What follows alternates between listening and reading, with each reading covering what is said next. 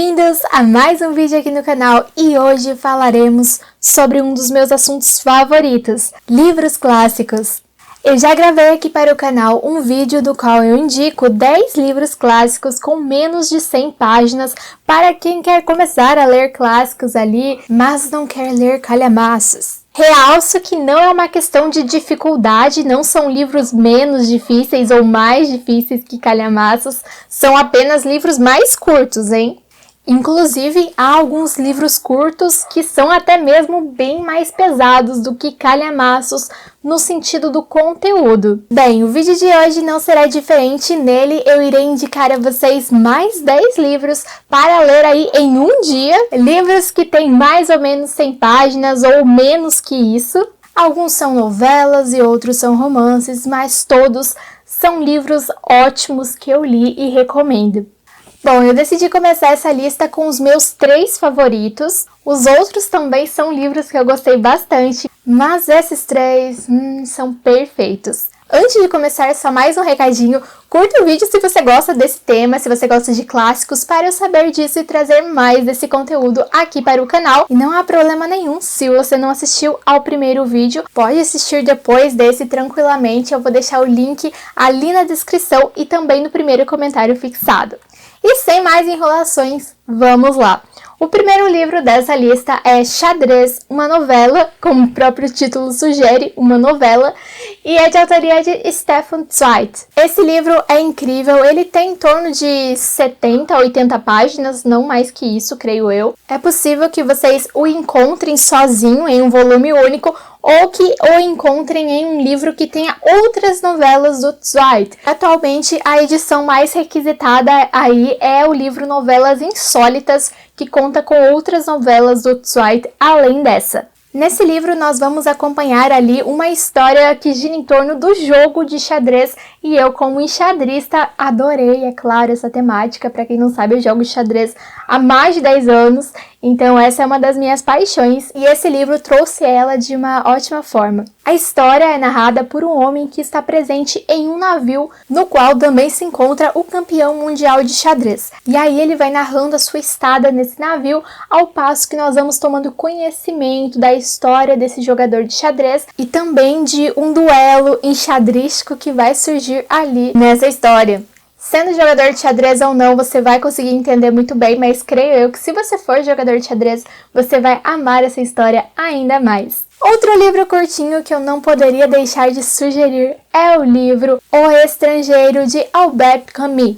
Esse livro, ele é um daqueles livros bem curtinhos, mas que traz um peso enorme. Ele é considerado um dos livros mais importantes do existencialismo na literatura, apesar do autor não gostar nada do termo existencialista. Eu amei esse livro, inclusive já recomendei para vocês em um outro vídeo que eu fiz aqui no canal, no qual eu sugeri 5 livros existencialistas. Vou deixar o link ali na descrição também para vocês conferirem depois. Se vocês gostam de clássicos, é bem provável que vocês vão curtir aquele vídeo. E eu fiquei muito presa na história, eu li ele cerca de 5 anos atrás. Nesse livro nós acompanhamos um homem que é condenado à morte, mas ele permanece de certa forma meio indiferente a isso. E você não consegue entender, ou até mesmo entende, mas não se acostuma, porque de certa forma é muito estranho mesmo. Alguém que permanece indiferente, alguém que não demonstra sentimentos, visto que nós vivemos em um mundo de emocionados, ou em um mundo que as pessoas têm as suas emoções ali à flor da pele, sobretudo em situações como essa. O fato é que ele acaba sendo mais condenado não pelo crime que ele teria cometido, mas sim por ele não ter sentimentos. De uma maneira meio implícita, digamos assim, nós podemos extrair esse significado do livro, entre outras coisas, e eu planejo fazer uma releitura desse livro, inclusive, para o ano que vem, e aí teremos uma resenha dele aqui no canal. O livro O Estrangeiro é um livro que eu creio que nós podemos dizer que não se trata de ser estrangeiro no sentido geográfico, mas sim de ser estrangeiro no sentido de pertencimento ou não ao local no qual você se encontra.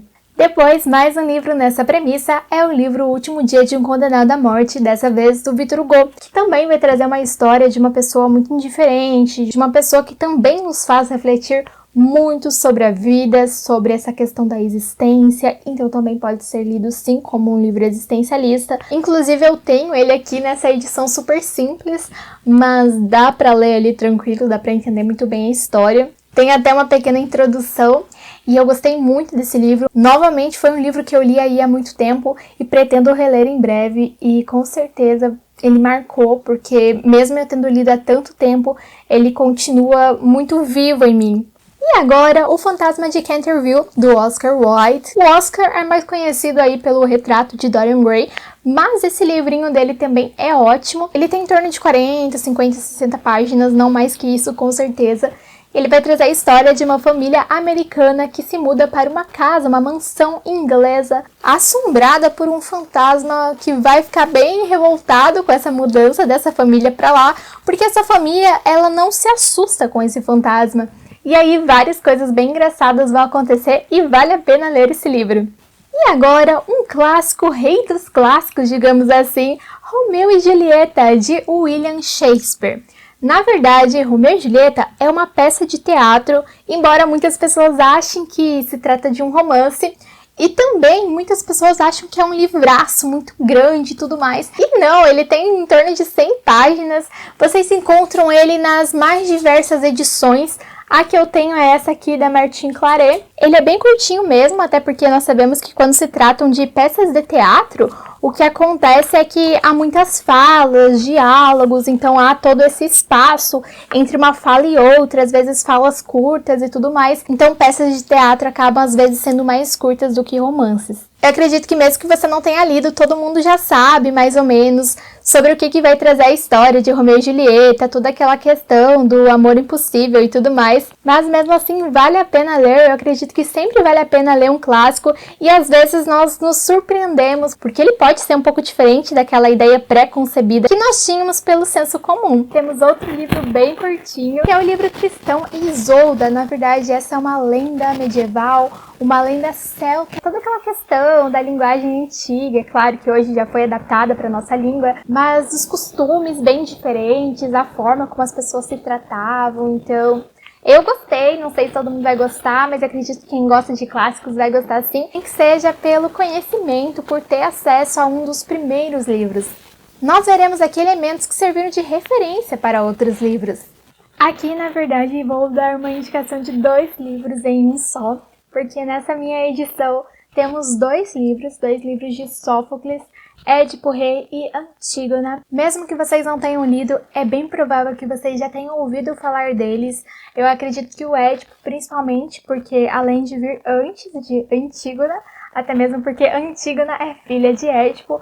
Édipo é bem famoso aí na área da psicologia, que tem toda aquela questão do complexo de Édipo também. E agora, para finalizar, 2 livros aí que talvez muitos possam não considerar clássicos, mas para mim são, porque apesar de não terem tanto tempo de estrada, entre aspas, digamos assim, são livros que já marcaram a nossa literatura nacional. O primeiro deles é um pouco mais velho, que é o livro Noite na Taverna, do Álvares de Azevedo. Esse é um livro bem curtinho, deixa eu ver quantas páginas que ele tem. 98 páginas, bem curtinho mesmo. Ele traz uma história ali de uma galera que está ali em uma taverna. Uma taverna é como se fosse um bar, relembra um pouco a palavra caverna e não é por acaso. E essa lembrança combina muito aqui dentro desse livro porque o espaço vai ser um espaço muito gótico, muito obscuro, ruínas também, a questão do desgaste, combina demais.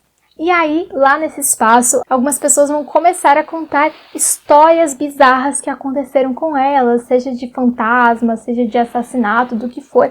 Várias histórias bem inusitadas e são bem curtinhas. Então, tudo se passa ali no mesmo cenário, só que as pessoas vão lembrando dessas coisas que aconteceram com elas. É muito interessante, é um livro que sempre cai no vestibular também, mas vale a pena lê-lo não apenas por isso.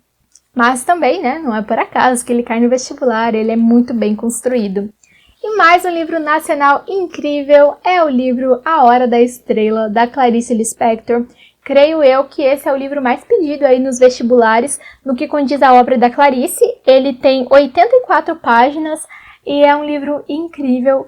Leiam esse livro e depois assistam ao filme. O filme antigo da época, ele retrata assim muito bem toda a história. A Clarice Lispector, apesar de não ter nascido no Brasil e sim na Ucrânia, eu conto mais sobre isso em outro vídeo que eu gravei sobre curiosidades literárias. Posso deixar o link ali na descrição e no primeiro comentário fixado também. Mas ela é considerada brasileira, né? Mesmo não tendo nascido aqui, porque ela mesma se via como brasileira. E esse livro é muito rico, ele vai trabalhar muito bem com a questão dessas pessoas que elas vêm de lugares mais pobres para as grandes capitais em busca de uma vida melhor, mas às vezes não conseguem, às vezes têm destinos trágicos. E nós vamos ver aqui a simplicidade de muitas pessoas. Vai ser um livro que vai te tocar na alma, apesar de não ser um livro triste, tá? Porque ele tem várias passagens bem engraçadas também. É incrível como a Clarice consegue mesclar muito bem essa questão de tristeza, essa questão do humor, porque nós temos de tudo isso em um livro com mais ou menos 80 páginas. Eu adoro a linguagem dela. Bem, pessoal, essas foram as dicas de hoje. Espero que vocês tenham gostado. Curtam o vídeo se gostaram, se inscrevam no canal.